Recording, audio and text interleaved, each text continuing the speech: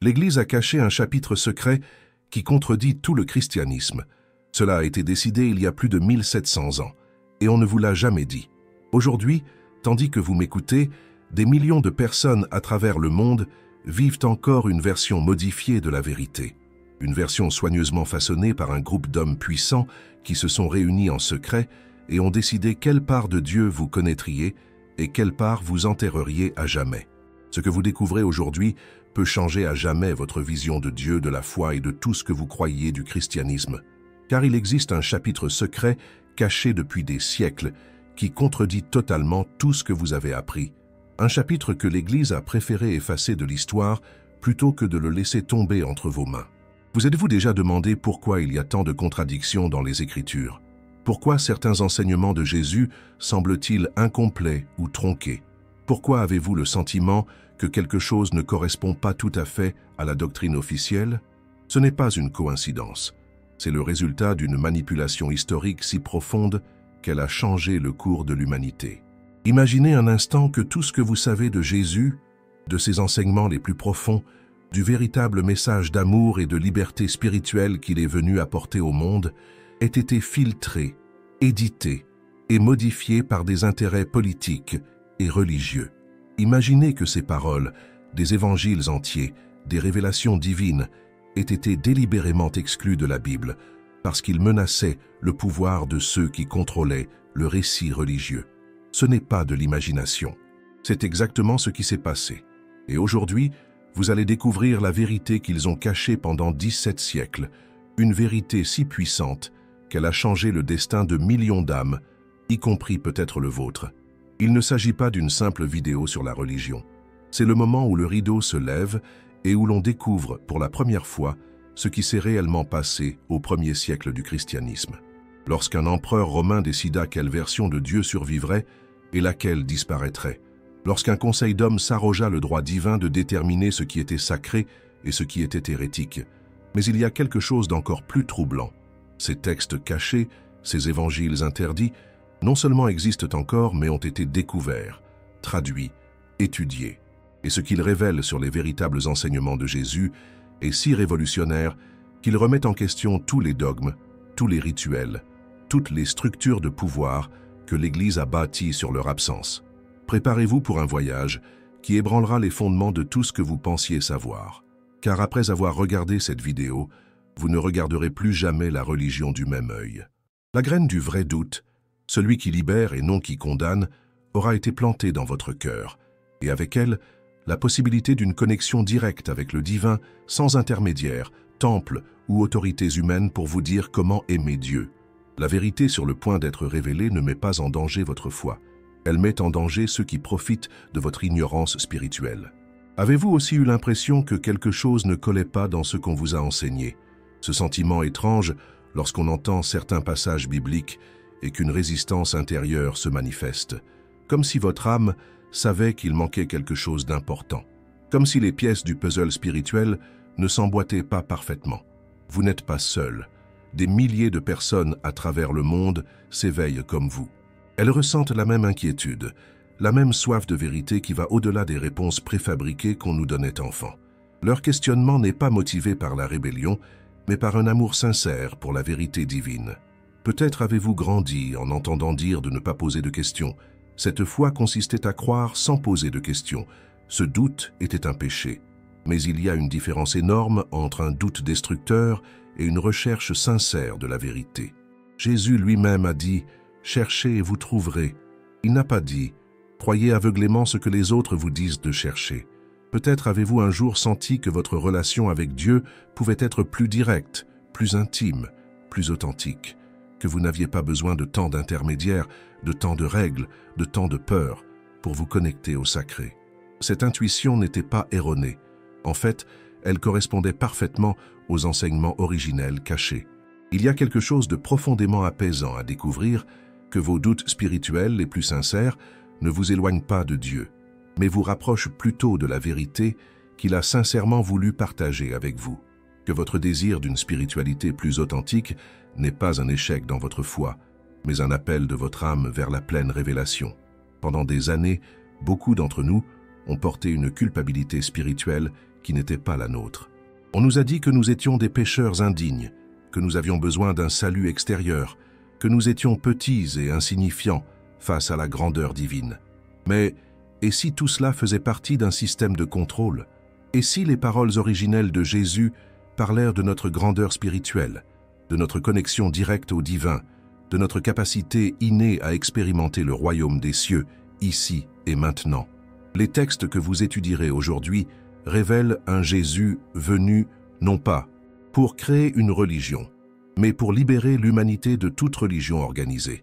Un enseignant qui enseignait que le temple de Dieu se trouvait en chaque être humain, et non dans des bâtiments construits de mains d'hommes. Un chef spirituel qui parlait de la divinité comme d'une expérience personnelle et non transférable, et non comme d'une doctrine à interpréter par autrui. Il ne s'agit pas d'une attaque contre votre foi. C'est une invitation à l'approfondir d'une manière que vous n'auriez peut-être jamais imaginée.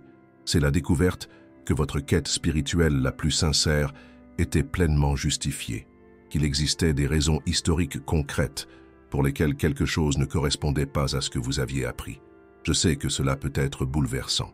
Quand on commence à remettre en question des vérités que l'on tient pour acquises depuis des années, il est normal de ressentir un certain vertige, mais c'est aussi libérateur, car de l'autre côté de ce processus se trouve une foi plus mature, plus consciente et plus vraie. Une spiritualité qui n'a pas besoin de la peur pour se nourrir, mais qui est nourrie par l'amour inconditionnel et une recherche authentique. Ici, dans cet espace, nous ne jugeons pas votre démarche. Peu importe votre tradition religieuse, vos doutes actuels, votre sentiment de perte ou de confusion sur votre chemin spirituel, l'important, c'est que vous ayez le courage de chercher la vérité par vous-même. Si vous sentez que ces révélations vous touchent profondément, abonnez-vous. Ici, chaque vidéo est un nouvel élément de cette vérité cachée. Je ne vous promets pas de réponse facile, car la vérité est rarement simple. Mais je vous accompagnerai dans ce voyage de découverte avec honnêteté, respect et un profond amour pour les quêtes spirituelles authentiques. Ensemble, nous reconstruirons le pont vers une spiritualité qui ne vous demande pas d'abandonner votre intelligence, votre intuition ou votre cœur. Une spiritualité qui honore la magnificence de votre âme et votre capacité innée à vous connecter directement au sacré. Pourquoi un groupe d'hommes a-t-il décidé qui était Dieu? Cette question apparemment simple nous plonge au cœur de l'un des mystères les plus profonds et les plus troublants de l'histoire du christianisme. Car il y a eu un moment précis où la divinité de Jésus n'était pas un fait établi, mais un sujet de débat acharné parmi les premiers chrétiens.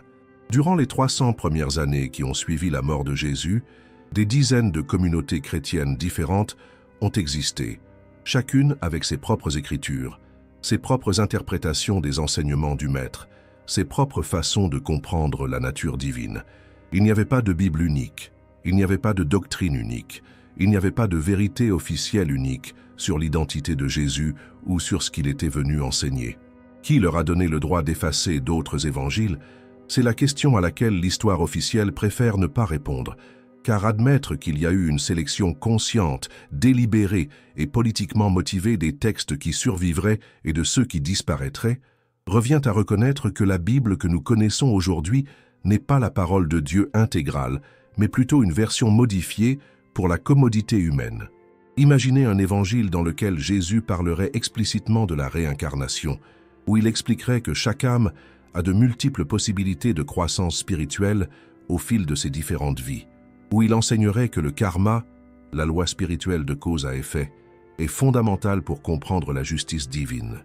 Pensez-vous que cet évangile aurait été inclus dans une religion qui tirait profit de la peur de l'enfer éternel?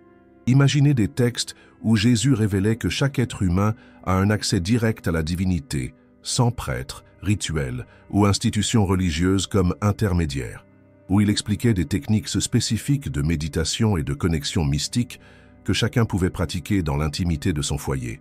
Pensez-vous que ces textes auraient été préservés par une Église qui aurait bâti sa puissance sur le principe qu'il s'agissait de la seule voie vers le salut?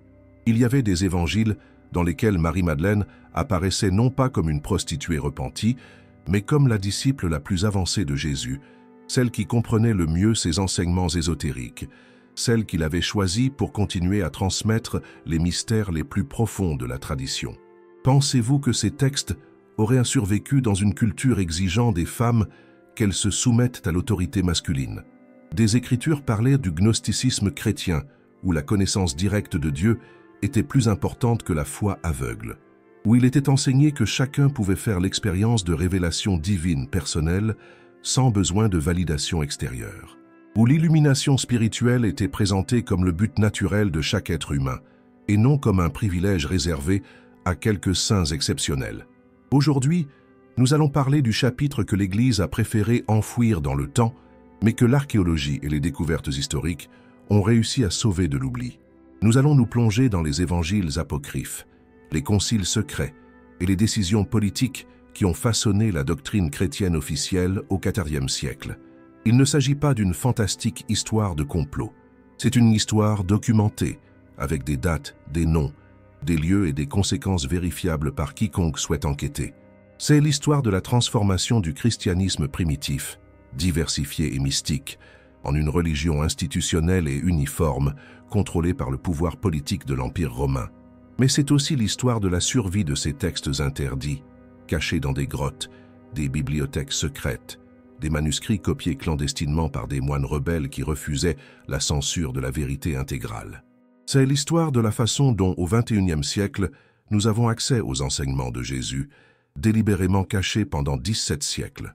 En lisant ces textes, en entendant ces paroles jugées trop dangereuses pour la doctrine officielle, vous comprendrez pourquoi elles ont été censurées. Non pas parce qu'elles étaient fausses, mais parce qu'elles étaient trop vraies, trop libératrices, trop puissantes pour ceux qui avaient besoin de contrôler les masses par la peur et la dépendance spirituelle. La question que vous devriez vous poser n'est pas de savoir si ces textes sont authentiques, mais plutôt pourquoi quelqu'un a pris tant de mal pour s'assurer qu'ils ne vous parviennent jamais. Nous étions en 325 après JC, dans la ville de Nicée, aujourd'hui en Turquie. L'empereur romain Constantin, qui quelques années plus tôt avait légalisé le christianisme dans tout l'Empire, convoqua 300 évêques de différentes régions pour résoudre une fois pour toutes les querelles doctrinales qui divisaient l'Église primitive. Mais voici le détail qui a changé l'histoire à jamais. Constantin n'était pas chrétien lorsqu'il a convoqué ce concile. Il ne se convertirait officiellement au christianisme que sur son lit de mort, 12 ans plus tard. C'était un homme politique pragmatique qui voyait dans l'unification religieuse un outil idéal pour consolider son pouvoir impérial. Son intérêt n'était pas théologique, mais stratégique. Pendant 3 siècles, les chrétiens ont vécu avec une diversité de croyances qui nous paraîtrait impensable aujourd'hui. Certains groupes croyaient que Jésus était pleinement divin, d'autres qu'il était pleinement humain, et d'autres encore qu'il était une combinaison des deux.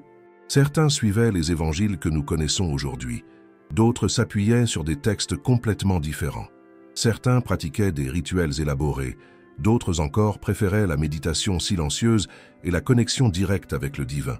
L'arianisme, mené par un prêtre nommé Arius, soutenait que Jésus était subordonné au Père, qu'il avait été créé par Dieu, mais qu'il n'était pas son égal. Ce mouvement comptait des millions d'adeptes dans tout l'Empire et représentait une menace directe pour l'idée de la Trinité qui allait devenir la doctrine officielle. Héritiers d'une tradition mystique très ancienne, les gnostiques chrétiens croyaient que le salut venait de la connaissance directe du divin et non de la foi en des doctrines établies. Ils avaient leurs propres évangiles, leurs propres pratiques spirituelles et leurs propres interprétations des enseignements de Jésus, privilégiant l'expérience personnelle à l'autorité institutionnelle. Les marcionites suivaient les enseignements de Marcion, qui proposait un canon biblique totalement différent de celui que nous connaissons aujourd'hui. Ils rejetaient entièrement l'Ancien Testament et proposaient une version du Nouveau Testament incluant des textes ultérieurement déclarés hérétiques. Constantin avait besoin d'ordre. Il lui fallait une version unique et officielle du christianisme qui puisse servir de ciment social à son empire. Il ne pouvait laisser perdurer les querelles théologiques qui divisaient ses sujets et affaiblissaient son autorité politique. Il accomplit donc une œuvre sans précédent dans l'histoire religieuse. Il transforma la foi en une question de vote démocratique. Les évêques réunis à Nicée n'étaient pas là pour découvrir la vérité divine par la prière ou la révélation. Ils étaient là pour voter sur la version de la vérité qui deviendrait la loi impériale. Le résultat fut le credo de Nicée, qui établit officiellement que Jésus était vrai Dieu et vrai homme, coéternel avec le Père, de même substance divine. Les Ariens furent déclarés hérétiques, leurs livres furent brûlés, leurs chefs furent exilés, leurs disciples persécutés. Mais le concile de Nicée n'était qu'un début. Au cours des siècles suivants, d'autres conciles continuèrent d'affiner la doctrine officielle, toujours sous la supervision du pouvoir impérial. Au concile de Constantinople en 381, la doctrine de la Trinité fut finalisée. Au concile d'Éphèse en 431, Marie fut officiellement établie comme Mère de Dieu. Au concile de Chalcédoine en 451, la double nature du Christ fut définie avec une précision mathématique. Chacun de ces conciles a entraîné l'élimination de nouveaux textes, de nouvelles traditions et de nouvelles façons de comprendre le christianisme qui ne correspondaient pas au récit officiel. Les évangiles gnostiques ont été interdits. Les textes parlant de réincarnation ont été détruits. Les enseignements donnant du pouvoir aux femmes ont été censurés. Les pratiques mystiques ne nécessitant pas la médiation cléricale ont été déclarées dangereuses. L'aspect le plus troublant de tout ce processus est que les critères permettant de déterminer ce qui était authentique et ce qui était hérétique n'étaient pas spirituels, mais politiques. Les textes qui soutenaient la structure de pouvoir que l'Église institutionnelle cherchait à établir ont été préservés. Ceux qui la remettaient en question ont été éliminés. Lorsque vous étudiez les documents historiques de ces conciles, il devient clair que les décisions concernant la nature de Dieu ont été prises par des hommes qui étaient plus préoccupés par le maintien de l'unité impériale que par la préservation de l'intégrité des enseignements originaux de Jésus. L'empereur Théodose, successeur de Constantin, fut encore plus radical. En 380, il déclara le christianisme nicéen seule religion officielle de l'Empire et interdit toute autre forme de christianisme sous peine de mort. Il ne suffisait pas qu'une seule version officielle existe, toutes les autres devaient disparaître complètement. J'aimerais connaître votre avis. Pensez-vous qu'il était juste qu'un groupe d'hommes définisse ce qui est et n'est pas la parole de Dieu? Pensez-vous qu'un empereur romain non chrétien avait l'autorité spirituelle pour déterminer la nature de la divinité? Pensez-vous que des décisions prises pour des raisons politiques peuvent être considérées comme divinement inspirées? Laissez-le dans les commentaires. J'aimerais savoir ce que vous en pensez, dans votre cœur, et pas seulement dans votre esprit. Ils ont décidé pour vous, pour moi, et pour des millions de personnes qui méritaient d'être vénérées et qui devraient être oubliées. Cette phrase résume la réalité la plus troublante des premiers conciles chrétiens. La divinité de Jésus n'était pas une révélation du ciel, mais une décision prise dans des salons politiques par des hommes ayant des intérêts bien précis dans l'issue du concile. Avant le concile de Nicée, la nature exacte de Jésus faisait l'objet d'un débat ouvert parmi les chrétiens. Certains le considéraient comme un grand maître spirituel, un prophète éclairé parvenu à une union complète avec Dieu. D'autres le considéraient comme un être angélique ayant temporairement pris forme humaine. D'autres encore soutenaient qu'il était un humain adopté par Dieu en raison de sa perfection spirituelle. Mais Constantin ne pouvait bâtir un empire unifié sur la base de débats théologiques ouverts. Il lui fallait des dogmes clairs, des autorités incontestables, des vérités qui ne laissèrent place à aucune interprétation personnelle.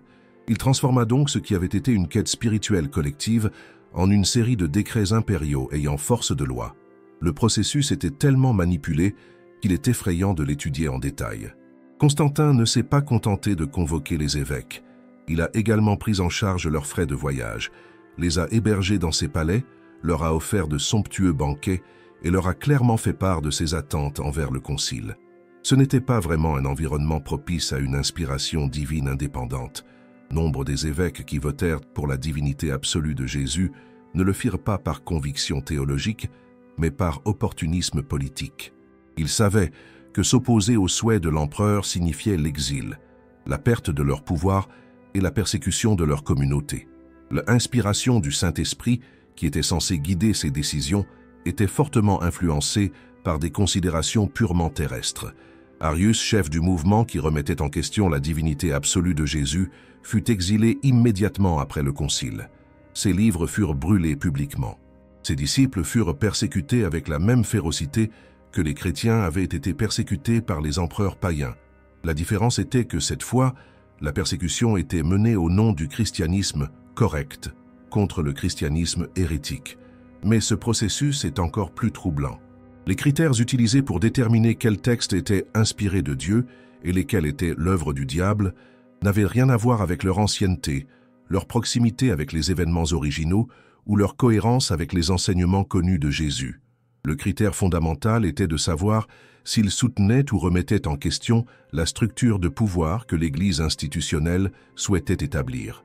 Les évangiles présentant Jésus comme un maître enseignant, la réalisation spirituelle furent rejetés, car ils mettaient en péril la nécessité d'intermédiaires religieux.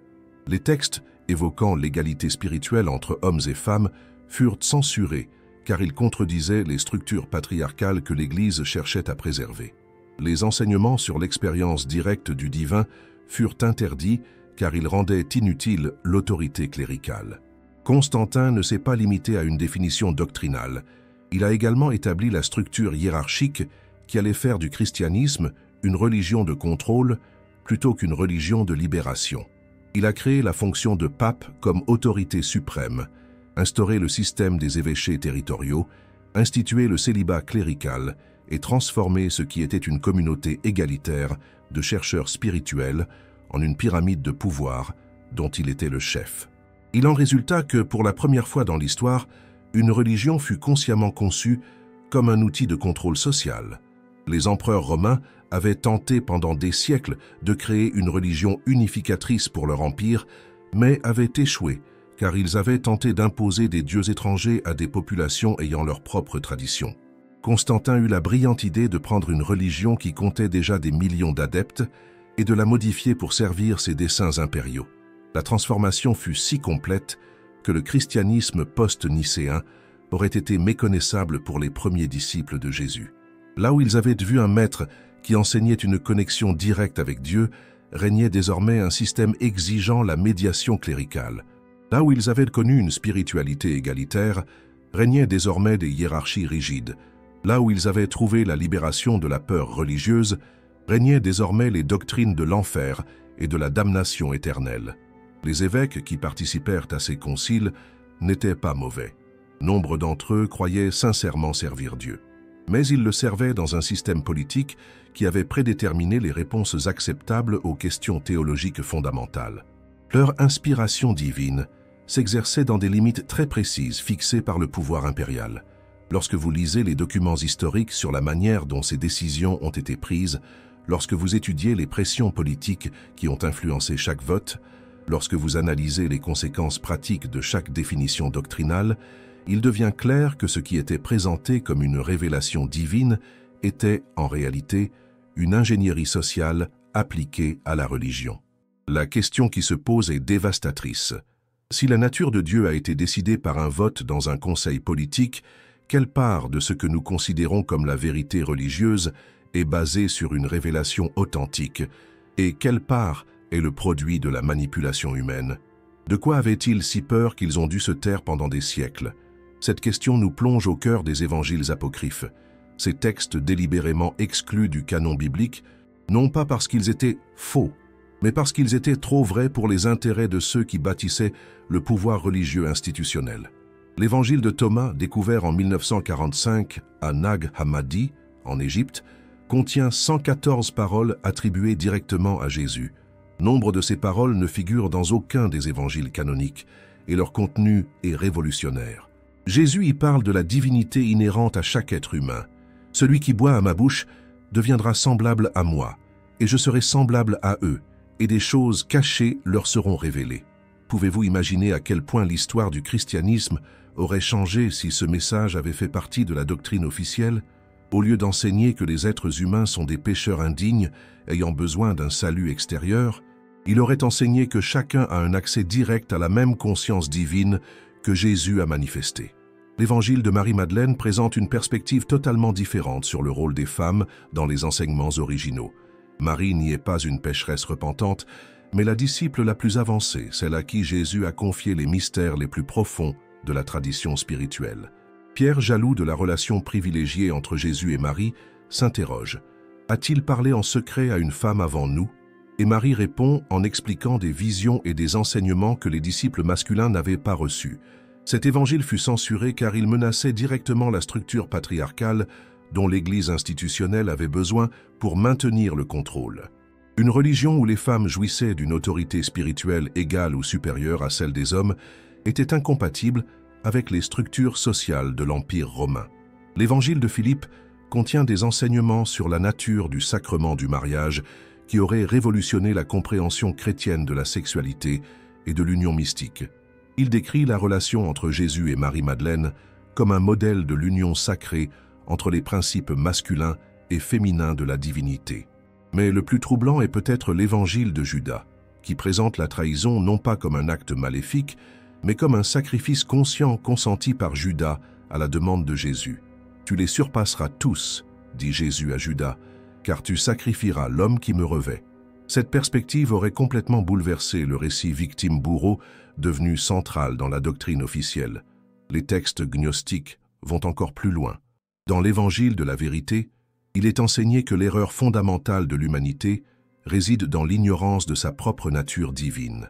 Il parle de vérité à ceux qui la cherchent et de connaissance à ceux qui ont péché dans leur erreur. Le salut ne vient pas de la foi en des doctrines extérieures, mais de la connaissance directe de la réalité spirituelle. Ces textes contenaient également des enseignements explicites sur la réincarnation et l'évolution spirituelle à travers de multiples vies. Dans la Pistis Sophia, un long texte gnostique, Jésus explique en détail comment les âmes traversent différentes incarnations jusqu'à atteindre la purification complète. Tant qu'elles n'ont pas traversé toutes les épreuves, enseigne-t-il, elles ne peuvent hériter de la lumière. Savez-vous pourquoi ces textes étaient considérés comme si dangereux? Une religion qui enseignait la réincarnation ne pouvait pas utiliser la peur de l'enfer éternel comme un outil de contrôle. Une religion qui enseignait la divinité inhérente à chaque être humain ne pouvait justifier des structures hiérarchiques rigides. Une religion qui accordait une autorité spirituelle égale aux femmes ne pouvait pas soutenir un patriarcat institutionnel. Les méthodes employées pour éliminer ces textes furent systématiques et brutales. Non seulement leur diffusion fut interdite, mais ils furent brûlés publiquement. Les moines qui refusaient de remettre les exemplaires conservés dans leur bibliothèque furent excommuniés. Les communautés qui continuaient à utiliser ces textes dans leurs rituels furent déclarées hérétiques et persécutées, mais certains textes survécurent. Des moines rebelles les dissimulèrent dans des jarres en céramique et les enterrèrent dans le désert. Des copistes clandestins les reproduisirent dans des codex qu'ils conservèrent dans des bibliothèques clandestines. Des communautés entières se réfugièrent dans des régions reculées, où elles purent continuer à pratiquer le christianisme originel sans ingérence des autorités impériales. La découverte de la bibliothèque de Nag Hammadi au XXe siècle a été comme la découverte d'une capsule temporelle contenant le christianisme tel qu'il aurait pu être.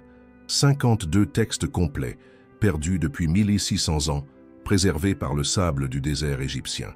Lorsque les archéologues ont traduit ces textes, ils ont découvert un christianisme radicalement différent de celui que nous connaissons. Un christianisme où l'expérience mystique personnelle était plus importante que la doctrine institutionnelle, où l'égalité spirituelle entre tous les êtres humains était fondamentale, où la connaissance directe de Dieu était non seulement possible, mais aussi l'objectif central de la pratique religieuse. La question qui se pose inévitablement est la suivante. Combien d'autres textes ont été détruits à jamais? Combien d'enseignements de Jésus ont été perdus parce qu'ils menaçaient les intérêts de ceux qui voulaient de contrôler le récit religieux? Que serait-il advenu du christianisme et du monde si ces textes avaient été préservés au sein de la tradition officielle? Vous n'avez pas besoin d'un temple, car vous êtes le temple. Cette phrase tirée de l'évangile de Thomas résume parfaitement l'essence des enseignements censurés. Le Jésus des textes apocryphes n'est pas venu établir une religion institutionnelle, mais libérer l'humanité de toute dépendance spirituelle extérieure. Le royaume des cieux est en vous et hors de vous, enseigne-t-il dans ces textes interdits. Quand vous vous connaîtrez vous-même, alors vous serez connus, et vous saurez que vous êtes enfants du Père vivant. Mais si vous ne vous connaissez pas vous-même, alors vous êtes dans la pauvreté, et vous êtes la pauvreté. Vous rendez-vous compte de la différence radicale entre cet enseignement et ce qu'on nous répète depuis des siècles?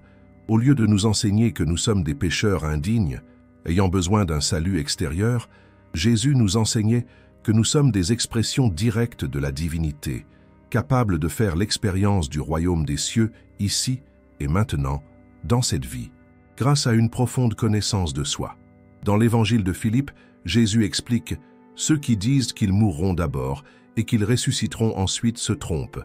S'ils ne reçoivent pas d'abord la résurrection de leurs vivants, à leur mort, ils ne recevront rien. » La résurrection n'était pas un événement futur dépendant de la foi en des doctrines spécifiques, mais une transformation de conscience accessible à quiconque désire s'éveiller spirituellement. Les techniques spécifiques enseignées par Jésus pour parvenir à cette transformation furent également censurées. Dans les textes gnostiques, on trouve des références détaillées à des pratiques de méditation, à des techniques de respiration consciente et à des méthodes permettant d'accéder à des états de conscience modifiés, permettant une expérience directe du divin. Quand vous unirez les deux, quand vous rendrez l'intérieur semblable à l'extérieur semblable à l'intérieur, le haut semblable à l'en bas, et quand vous rendrez le mâle et la femelle un, alors vous entrerez dans le royaume, enseigne l'Évangile selon Thomas. C'est une description précise de ce que les traditions mystiques appellent l'union des contraires, l'état de conscience non duel où toutes les séparations conceptuelles sont transcendées. Ces enseignements incluaient également une compréhension radicalement différente de la nature du bien et du mal. Rien d'extérieur à l'homme ne peut le souiller en y entrant, dit Jésus dans ses textes. Le mal n'était pas une force extérieure attaquant les êtres humains, mais simplement l'ignorance de sa propre nature divine. Dans l'Évangile de Marie-Madeleine, Jésus explique que la nature de la matière se dissoudra jusqu'à sa racine, enseignant que le monde physique est une projection temporaire de la conscience et non une réalité distincte du monde spirituel. Cette compréhension aurait révolutionné le rapport du christianisme au corps, à la sexualité et au monde matériel en général. Mais les enseignements les plus révolutionnaires concernaient peut-être l'autorité spirituelle. Ne vous mettez pas de guide, prévient Jésus dans ses textes, car là où il y a un guide, il y a aussi la confusion. Le recours à des autorités religieuses extérieures était perçu comme un obstacle au développement spirituel authentique, et non comme une aide.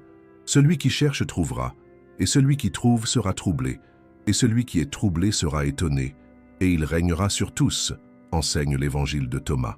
Une quête spirituelle authentique remet inévitablement en question les croyances établies, suscite des troubles dans l'esprit conditionné, mais conduit finalement à l'émerveillement de la découverte directe de la vérité. Ces paroles oubliées de Jésus ont tracé un chemin spirituel radicalement différent de celui qui est devenu la doctrine officielle. Au lieu d'une obéissance aveugle aux autorités extérieures, il a enseigné le développement du discernement intérieur. Au lieu de la foi en des dogmes incompréhensibles, il a promu l'expérience directe du sacré. Au lieu de dépendre de rituels et de sacrements administrés par d'autres, il a proposé des techniques que chacun pouvait pratiquer dans l'intimité de son cœur. Le Jésus de ces textes interdits ressemblait davantage au grand maître mystique de toutes les traditions qu'au fondateur d'une religion institutionnelle. Ces enseignements faisaient écho à la sagesse du Bouddha, de Lao Tse, des grands saints soufis et des sages védantiques. Il s'agissait d'une spiritualité universelle, transcendant les limites culturelles et religieuses spécifiques. Quand vous connaîtrez ce qui est devant vous, alors ce qui est caché vous sera révélé, promit-il, car rien n'est caché qui ne doive être révélé. La vérité spirituelle n'était pas un secret gardé par les élites religieuses, mais une réalité accessible à quiconque la recherche sincèrement. Imaginez ce qu'aurait été le monde si ces enseignements avaient été préservés comme cœur du christianisme. Au lieu de guerre de religion, nous aurions eu des traditions contemplatives. Au lieu d'inquisition, nous aurions eu des écoles de sagesse. Au lieu de la crainte du jugement divin, nous aurions eu une célébration de la divinité inhérente à chaque être humain. Peut-être que tout ce que vous avez vécu jusqu'à présent reposait sur des décisions qui ne vous appartenaient pas. Cette prise de conscience peut être bouleversante, mais aussi profondément libératrice. Car lorsque vous comprenez qu'une grande partie de ce que vous considériez comme une vérité spirituelle absolue était en réalité le résultat de décisions politiques prises il y a 17 siècles, un tout nouvel espace s'ouvre à votre quête authentique du sacré. Peut-être avez-vous grandi avec le sentiment que quelque chose dans la doctrine officielle ne résonnait pas pleinement avec votre cœur. Peut-être avez-vous vécu des moments de connexion directe avec le divin, qui ne correspondaient pas à ce qu'on vous avait enseigné sur le fonctionnement de la spiritualité. Peut-être avez-vous pressenti que votre relation avec Dieu pouvait être plus intime, plus personnelle, plus libre que ne le permettaient les structures religieuses traditionnelles. Ces intuitions n'étaient pas erronées. Elles étaient des échos des enseignements originels censurés, des résonances d'une spiritualité plus authentique que votre âme reconnaissait instinctivement. Votre agitation spirituelle n'était pas un échec de votre foi, C'était un appel à une vérité plus profonde, délibérément cachée. Vous vous sentez peut-être désorienté, voire trahi par des institutions auxquelles vous avez fait confiance pendant des années. Il est naturel de ressentir une certaine désorientation lorsque vous découvrez que des vérités que vous teniez pour acquises reposent sur des décisions humaines controversées. Mais ce questionnement n'est pas destructeur. Il marque le début d'une quête spirituelle plus mûre et plus consciente. La question n'est pas de savoir si vous devez abandonner votre foi, mais si vous êtes prêt à l'approfondir d'une manière qui transcende les limites que d'autres ont imposées à votre quête spirituelle. La question n'est pas de savoir si Jésus était bien celui que vous croyiez, mais si vous êtes prêt à découvrir des aspects de ses enseignements jugés trop révolutionnaires pour la doctrine dominante. Beaucoup de personnes qui traversent ce processus d'éveil spirituel ont d'abord l'impression de perdre la foi, mais en réalité, elles s'affranchissent des limites qu'elles avaient imposées à leur foi. Elles se libèrent d'une spiritualité de seconde main et découvrent un lien direct et personnel avec le sacré. Ce n'est pas un hasard si vous vous sentez attiré par ces révélations à ce moment précis de votre vie. La quête de la vérité spirituelle authentique naît lorsque l'âme est prête à transcender les réponses préconçues et à se lancer dans l'aventure de la découverte personnelle. C'est un signe de maturité spirituelle et non de faiblesse dans la foi. Les textes que nous avons explorés aujourd'hui ne sont pas anti-chrétiens. Ils témoignent d'un christianisme profond. Ils ne contredisent pas les enseignements essentiels de Jésus. Ils en révèlent des aspects délibérément occultés. Ils ne détruisent pas la possibilité d'une relation authentique avec le divin. Ils la libèrent des restrictions que d'autres lui ont imposées. En vérité, vous avez toujours eu un accès direct au sacré. Vous avez toujours pu expérimenter la présence divine sans intermédiaire. Vous avez toujours été digne de l'amour inconditionnel de Dieu sans avoir besoin de gagner cette dignité par des rituels, des doctrines ou des institutions spécifiques. Ces capacités ne vous ont été accordées par aucune religion. Elles sont inhérentes à votre nature spirituelle.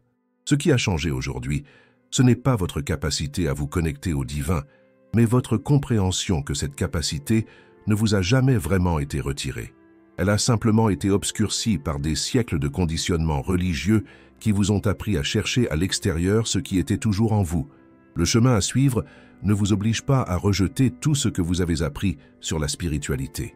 Il vous demande de développer le discernement nécessaire pour distinguer les enseignements qui libèrent votre esprit de ceux qui le limitent, les pratiques qui vous rapprochent de l'expérience directe du sacré, de celles qui vous maintiennent dépendants d'autorités extérieures. Ce processus de discernement ne s'accomplit pas d'un seul coup. Il s'agit d'un perfectionnement continu de votre compréhension spirituelle qui dure toute la vie. Chaque expérience, chaque texte lu, chaque moment de méditation ou de prière, chaque rencontre avec d'autres chercheurs sincères sera une occasion d'approfondir votre relation authentique avec le divin. La communauté de ceux qui vivent cet éveil spirituel est bien plus vaste qu'on ne l'imagine. Partout dans le monde, des millions d'âmes remettent en question les limites qu'elles ont imposées à leur quête spirituelle.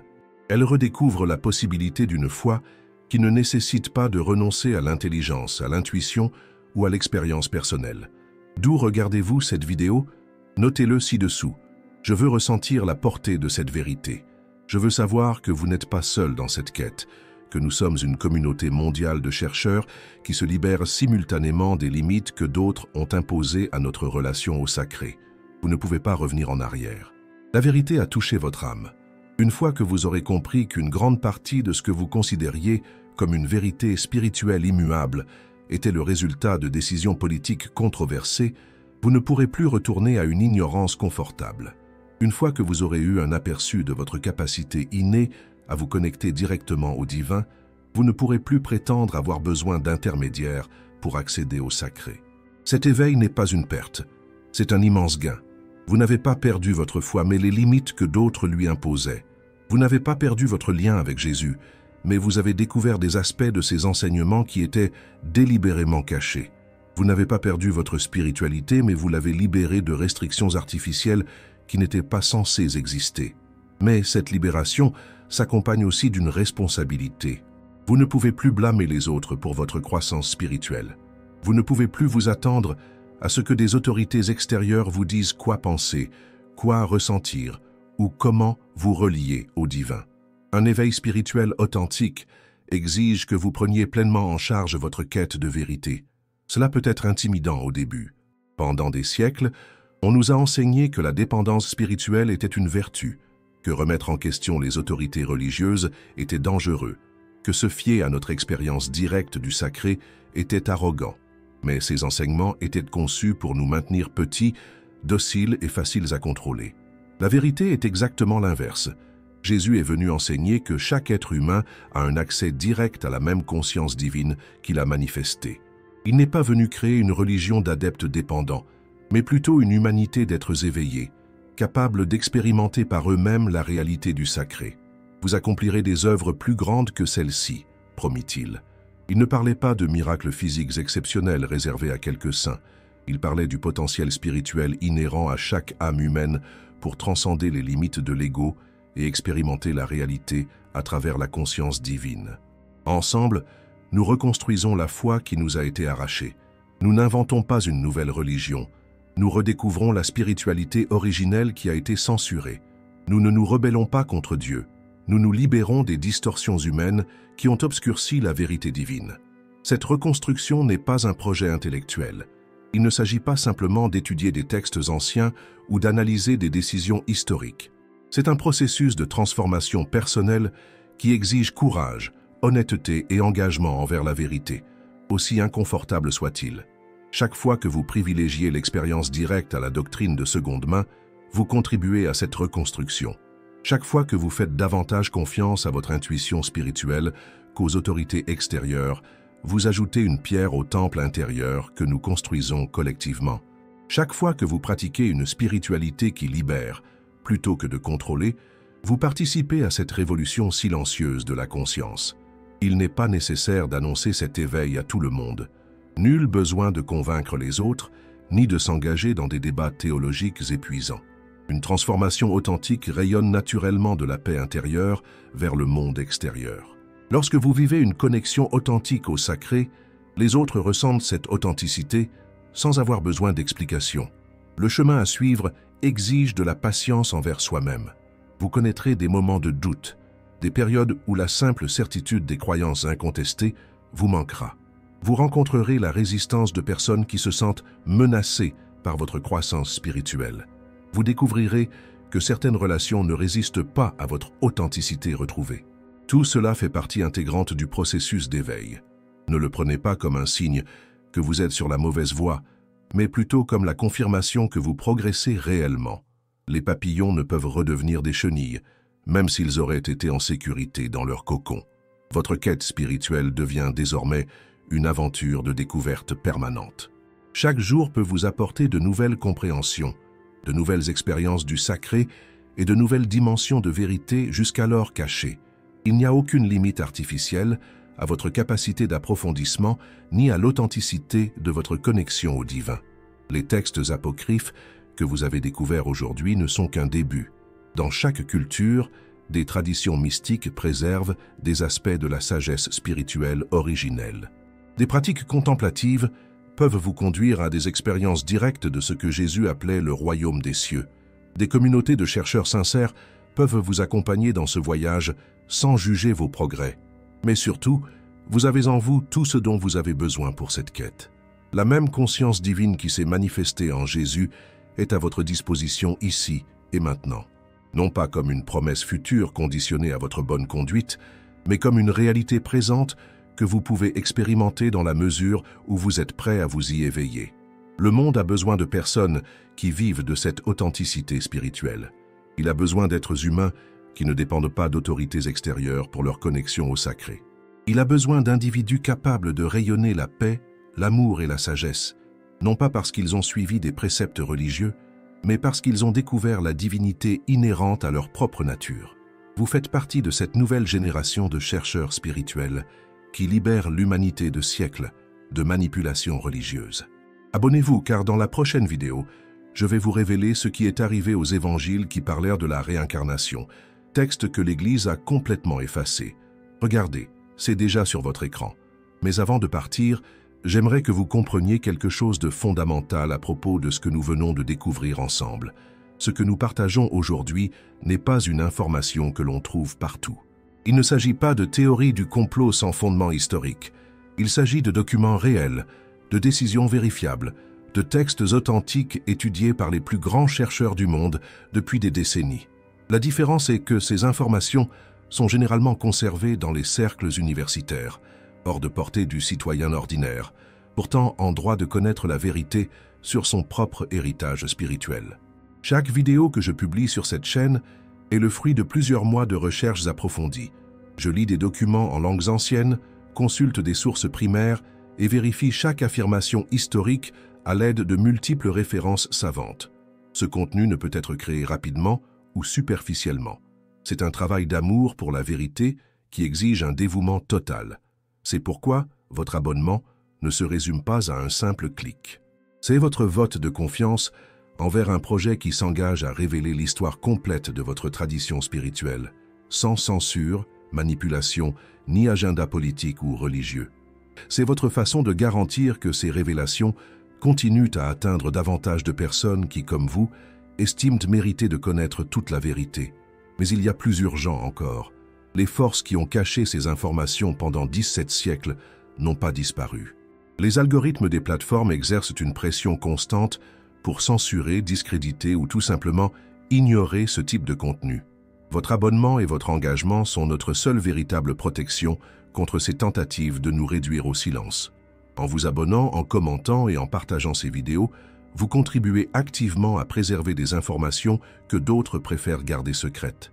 Vous contribuez à créer une communauté mondiale de chercheurs de vérité qui ne se laissent pas facilement réduire au silence.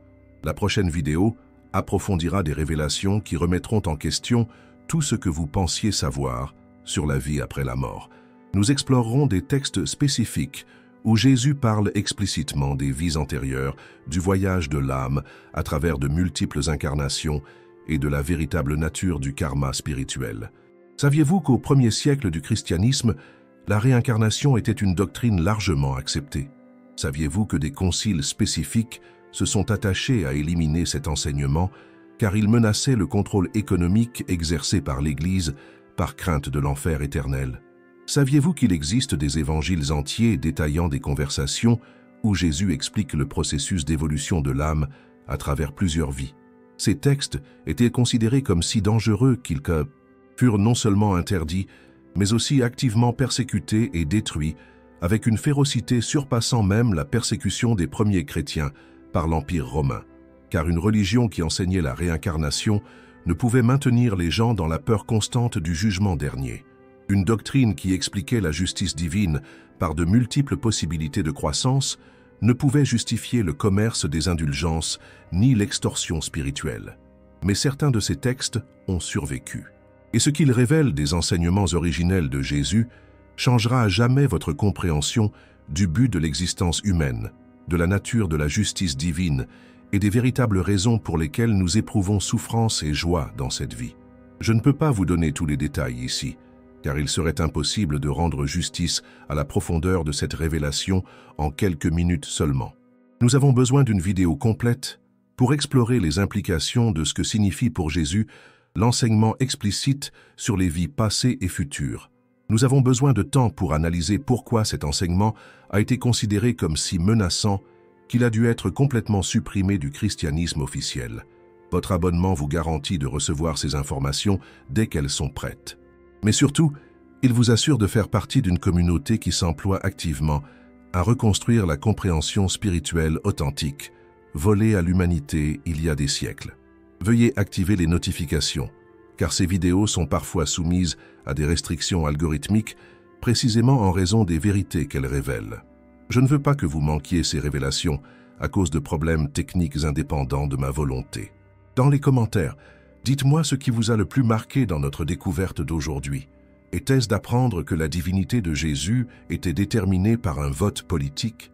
Était-ce de découvrir que des évangiles entiers avaient été délibérément censurés? Était-ce de réaliser que votre intuition spirituelle était juste lorsque vous sentiez que quelque chose ne correspondait pas à la doctrine officielle? Votre commentaire n'est pas seulement un retour d'expérience pour moi, c'est un témoignage pour d'autres personnes qui vivent le même processus d'éveil. En partageant votre expérience, vous aider les autres à se sentir moins seuls dans cette quête de vérité spirituelle authentique. C'est plus qu'une chaîne YouTube. C'est un mouvement mondial de conscience qui se libère de siècles de manipulations religieuses. C'est une communauté d'âmes qui ont décidé qu'elles méritaient de connaître toute la vérité sur leur héritage spirituel. C'est une révolution silencieuse qui transforme le rapport de l'humanité au sacré. La vidéo sur les évangiles de la réincarnation apparaît maintenant sur votre écran. Cliquez dessus et préparez-vous à la prochaine étape de révélation qui complétera le tableau de ce que Jésus a réellement enseigné sur la vie éternelle. Merci d'avoir regardé cette vidéo jusqu'à la fin. On se retrouve dans la prochaine vidéo.